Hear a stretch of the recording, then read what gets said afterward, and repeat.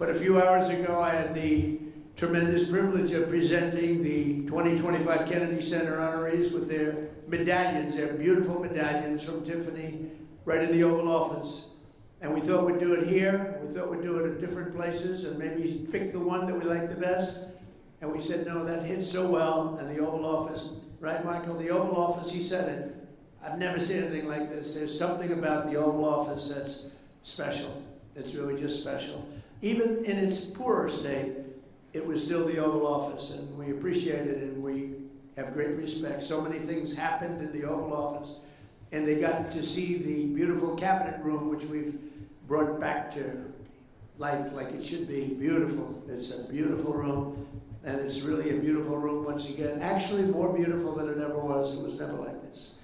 But the American people are proud of our country. We're proud of our beautiful White House, and we're proud of our beautiful Kennedy Center. And now you have it at the top of the line.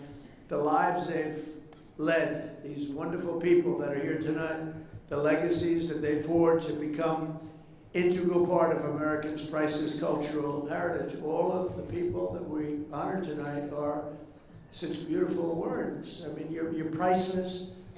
It's a cultural heritage that you've created, each of you in a very different way, most of you in a very different form, catering to different people, frankly.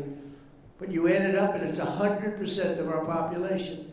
Each of them has given us treasures that will be passed down every future generation. And I don't think you even appreciate what you've done. I don't think you really appreciate your greatness. Decades and even centuries from now, people will still watch and admire the films of Sylvester Stallone. There's nobody else can do those.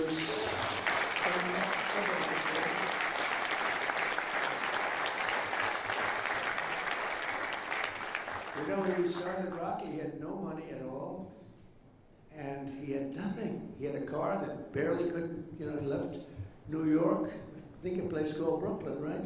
Brooklyn, good place. A lot of good people come out of Brooklyn. But he got that car to just get him there, and he stayed in his car, and he slept, and he wrote this script called Rocky, along with about 20,000 other people. Everybody writes a boxing script, right? But for some reason, they loved it.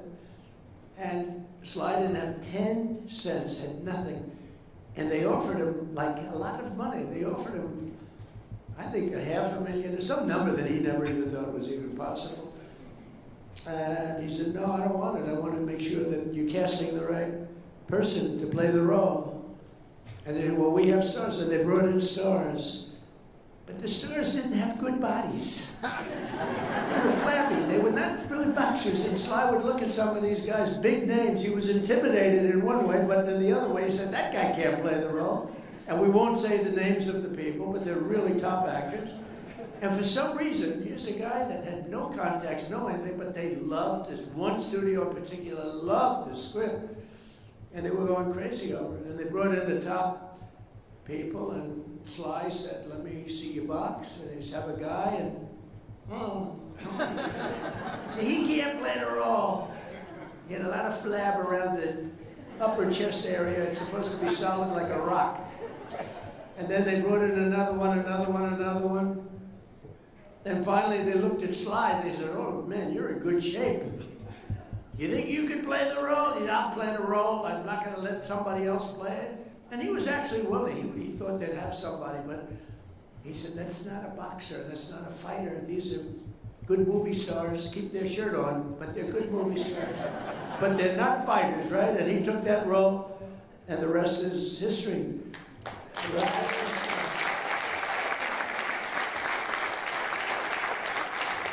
Think of it, how many people would turn down, a tremendous, enough money, he probably thought he could live for the rest of his life. He probably could have if he had to. But who would turn down that kind of money? And he did it. He didn't want to have anything to do with it. He wanted it to be right. And who would then think of it as, isn't it just about the largest grossing movie? It's like, there's never been anything like it. Rocky, the whole Rocky series, it's been incredible. And then,